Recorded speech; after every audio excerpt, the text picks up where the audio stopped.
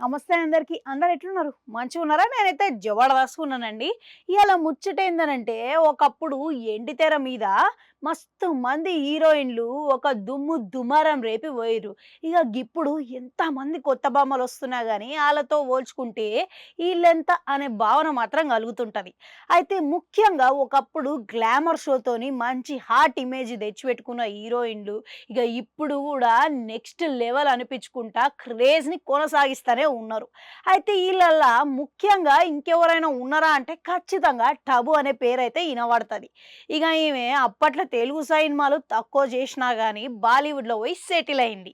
అయితే ఈమె అందం, అభినయంతోని అందరిని ఆకట్టుకున్నది. చివరిగా తెలుగులో చూసుకుంటే 'అల వైకుంఠపురం'లా అల్లు అర్జున్‌కి అమ్మ లెక్క నటించింది. అందరిని మెప్పించింది. ఇక ఆ తర్వాత రీసెంట్‌గానే ఓటీటీలా 'క్రూ' అనే సీరీస్ రిలీజ్ అయిందంట. చూసిర్రా మీరు? గందులో కూడా మస్తుగా నటించి అందరిని మెప్పించిందంట.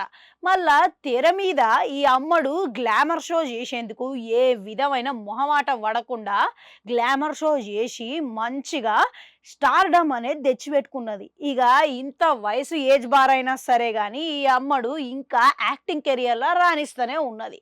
ఇక ఈ అమ్మడు ఇప్పుడు ఫీమేల్ లీడ్ లెక్కనే గాకుండా ఏ అవకాశాలొచ్చినా గానీ వదులుకుంటలేదంట. దాన్ని యేసుకుంటానే పోతున్నదంట.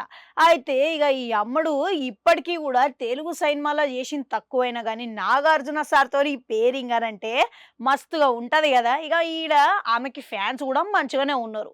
అయితే ఈ అమ్మడు 50 ఏళ్ల వయసు దాటినా గానీ ఇప్పటికి గ్లామర్ షో జెయ్యనికే నో కాంప్రమైజ్ అంటున్నదంట.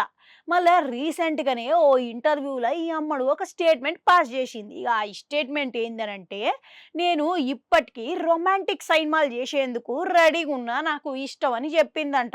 అయితే ఈ స్టేట్మెంట్‌ని బాలీవుడ్ మేకోర్లోళ్ళు ఎట్లా పట్టుకున్నారో తెలవదు గానీ, మన తెలుగు దర్శక నిర్మాతలు మాత్రం ఆమె చేస్తానంటే రొమాంటిక్ సినిమాలు చేసేందుకు సిద్ధంగున్నారు. ఇక ఆమెని వెట్టి మరి బోలెడు కథలు ఆమె కోసం రాసేందుకు గూడా రెడీ అంటున్నారు మన దర్శక రైటర్లు గూడా. అయితే ఈమె తెలుగు సినిమాలు జెయ్యాలే గానీ, ఇగ యెస్ అంటే చాలు ఈమెతోని జేసేందుకు గూడా మస్తు మంది రెడీగున్నారు. మళ్ళా ఒకవేళ ఈమెకి మెప్పించే స్క్రిప్ట్ దొరికితే, మంచి కథ దొరికితే, ఈమె నో జెప్పే అవకాశాలు గూడా లేవని అంటుర్రు. చెప్పుకోవచ్చు గూడా మనం. మళ్ళా ఈ అమ్మడికి యెస్ జెప్పే కథ దొరుకుతుందా? లేదా? అనేది గూడా జూడాలి. ఇంతకీ ఈ అమ్మడు మీద మీ అభిప్రాయం ఏంటి? అనేది కామెంట్ సెక్షన్‌లో కామెంట్ పెట్టుర్రి. అట్లనే ఆడ గంట ఉంటది అది కూడా నొక్కిరి మళ్ళొస్తా.